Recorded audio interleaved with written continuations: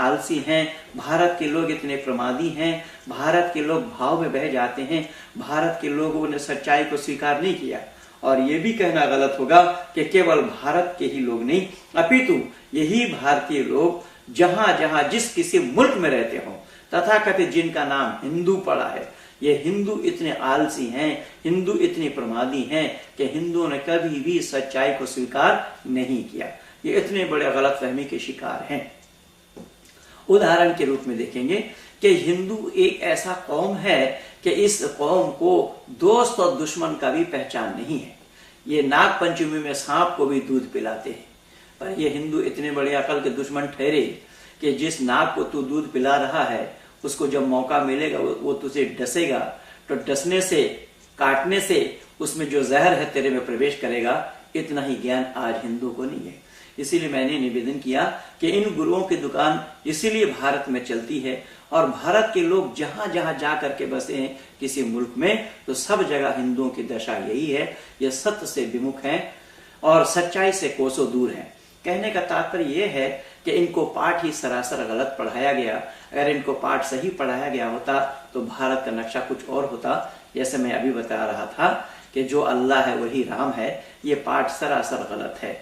ये पाठ अगर गलत ना हुआ होता तो आज तक इस्लामिक संस्कृति में जो लोग पल रहे हैं, इस्लाम वालों की मान्यता ये नहीं है, आज तक उन्होंने ये नारा नहीं लगाया।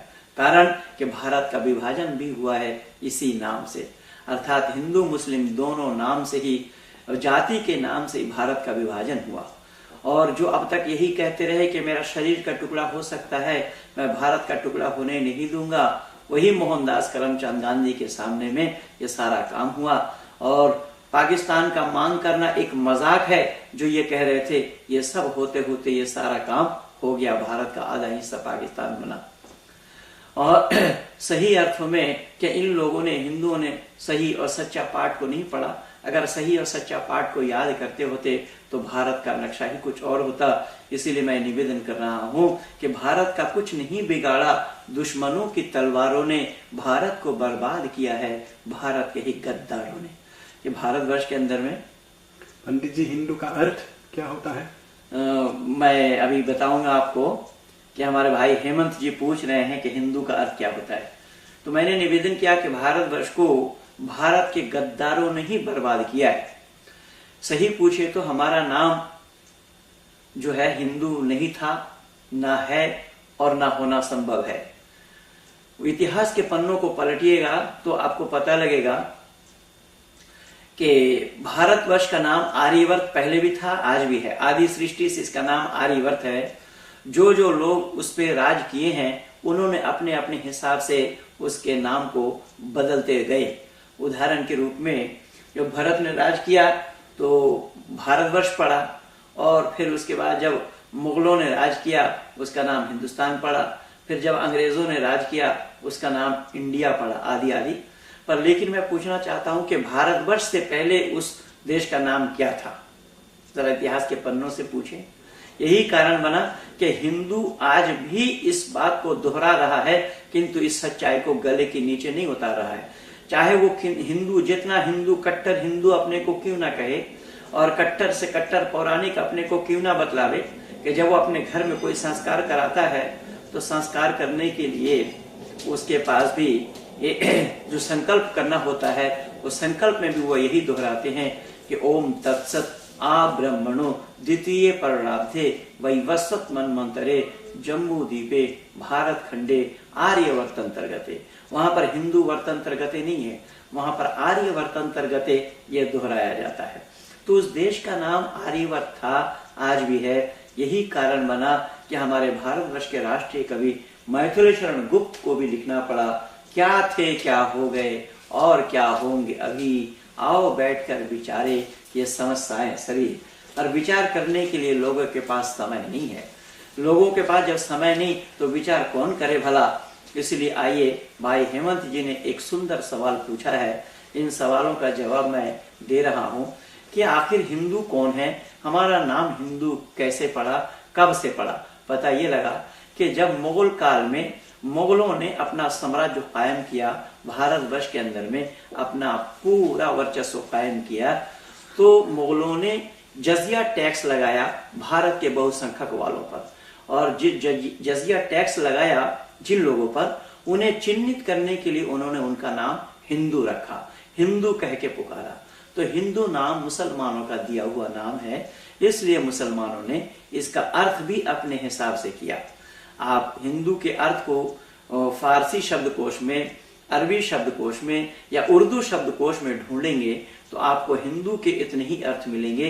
हिंदू माने चोर, लुच्चा, लफंगा, शराबी, कबाबी, दगाबाज, बदमाश, काला, काफिर, इतने अर्थ हैं हिंदू के। ये मैं शब्दकोश का भी नाम बता देता हूं, डिक्शनरी का भी नाम बता देता हूं। गयासुल लुगात फारसी के शब्दकोश है, उसमें देख लेना आप। करीमुल लुगात अरबी के शब्दकोश है, उसमें हिंदू के अर्थ को ढूंढ लेना। लुगात फिरोजी और फिरोजुल लुगात ये उर्दू के शब्दकोश है, उसमें ढूंढ लेना।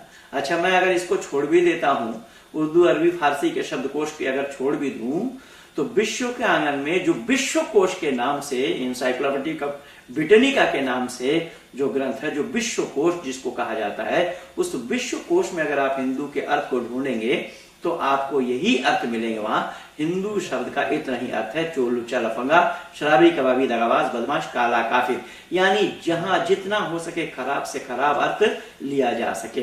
तो मुगलों ने जब आपका नाम हिंदू रखा और हिंदू रखने से आपने उसे स्वीकार किया है, लेकिन कोई हमें चोर कहे, हमारे पूर्वजों को चोर कहे, हमारे अपने लोगों को चोर कहे, तो भला ये कैसे संभव है?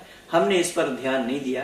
तो फिर भी ये हिंदुओं ने, इनकी अकलमंदी देखिए, फिर भी इन हिंदुओं ने इस बुद्धि के मारे, यानी अकल के दुश्मन लोग इसे कैसे स्वीकार करते हैं, उसको नकारने के बजाय स्वीकार करते हुए अपना अटकल लगाना लगे। कैसा अटकल लगाया? तो कुछ लोगों की मान्यता है कि हिंदू वो है जो सिंधु नदी के तट पर जो लोग रहते थे, क्योंकि मुसलमानों ने उनको हिंदू नहीं कह पाए, वो सिंधु नहीं कह पाए, इसलिए सिंधु से हिंदू कहे।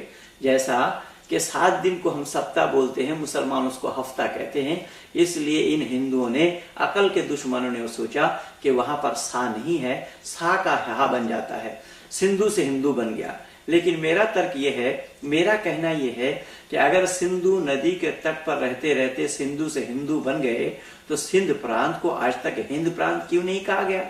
सिंधु नदी को हिंदू नदी क्यों नहीं बोला गया?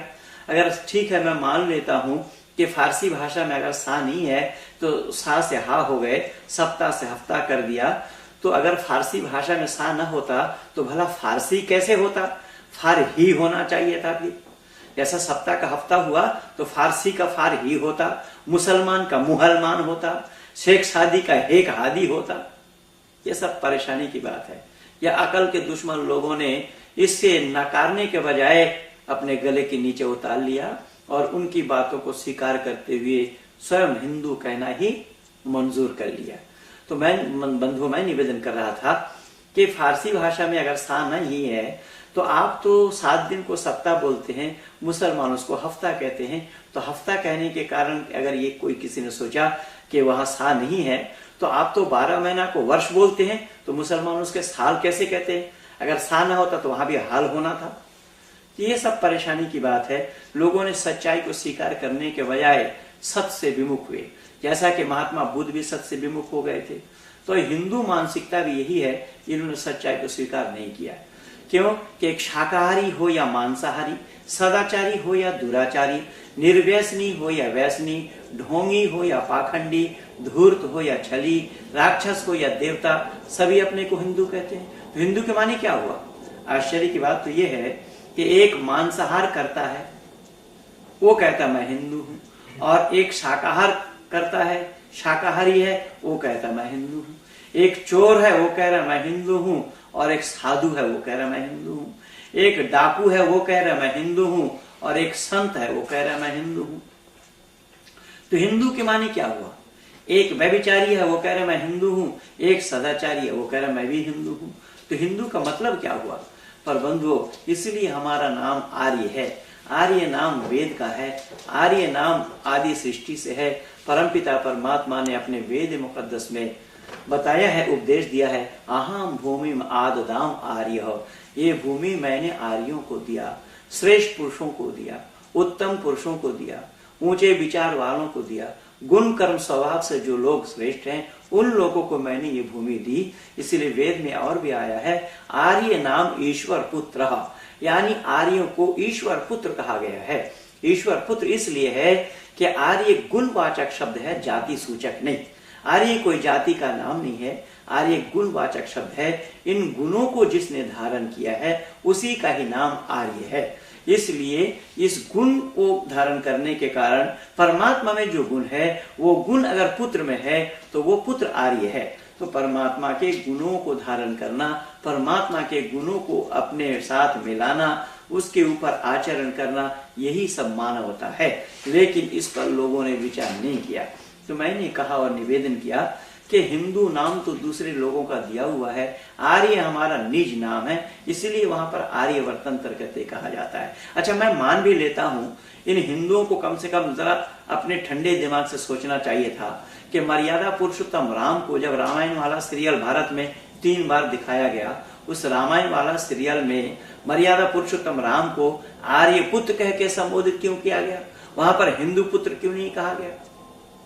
तो जब मर्यादा पुरुषोत्तम राम के संतान आप अपने को कहते हैं, मानते हैं, तो राम आर्य थे, आप लोगों को आर्य होना चाहिए, और आर्य कहलाना नहीं चाहते, और आर्य जो कहते हैं उनसे आप चिढ़ते हैं। तो ये बहुत दुर्भाग्यपूर्ण बात है। तो मैंने निवेदन किया कि मर्यादा पुरुषोत्तम राम को आर्य पुत्र कह के संबोधित किया गया, और साथ ही साथ महाभारत वाला सीरियल में भी गांधारी अपने पति को आर्य पुत्र कह के संबोधित कर रही हैं। उसके बाद भी हमारे भारतवर्ष में एक सीरियल दिखाया गया जो चाणक्य वाला सीरियल है, उसमें भी आर्य वीर, आर्य योद्धा कहा गया। तो आर्य नाम तो पुराना है, आर्य नाम आदि सृष्टि से है, आर्य नाम परमपिता परमात्मा का स्वयं का दिया हुआ है। इसीलिए अगर आपसे कोई ये पूछे कि आप कौन हैं, तो आप कहेंगे मैं हिंदू हूं, तो फौरन आपसे फिर पूछा जाएगा कि कौन हिंदू, क्योंकि हिंदुओं में भी हिंदू होता है। अगर आपसे कोई पूछे कि आप कौन हैं, आप कहेंगे मैं आर्य हूं, तो गलती से भी कोई ये पूछने की हिम्मत नहीं जुटा पाएंगे कि कौन आर्य, क्योंकि आर्य होता एक ही है। तो गुण कर्म स्वभाव से जो श्रेष्ठ हैं उन्हीं का ही नाम आर्य है। तो गुण कर्म स्वभाव से श्रेष्ठ होने के कारण हमारा नाम आर्य पड़ा, किंतु दुर्भाग्य से हम आर्य नहीं बन पाए, और अगर बने हैं तो तथाकथित आर्य बनते जा रहे हैं। दयानंद की मान्यता से हम उतना प्रभावित नहीं हो रहे हैं कि ऋषिवर देव दयानंद की विचारधारा को अगर मान लिया जाए और जन जन तक पहुंचा दिया जाए, तो मैं तो दावा के साथ कह रहा हूं वो केवल भारत में ही नहीं अपितु विश्व का कल्याण हो सकता है इसी दयानंद के विचारधारा के द्वारा। अर्थात क्योंकि वो विचारधारा दयानंद का अकेले का नहीं था, विचारधारा तो परमपिता परमात्मा का था, वेद का है। उसी वेद विचारधारा को लेकर, वैदिक विचारधारा को लेकर, वेद वाणी को लेकर के ऋषिवर देव दयानंद दिग्विजय किए थे। इसीलिए मैंने निवेदन किया, ये सारा बितंडा, सारा बखेड़ा इसी आधार पर हो रहा है। हमने इस सच्चाई को जानने का प्रयास नहीं किया।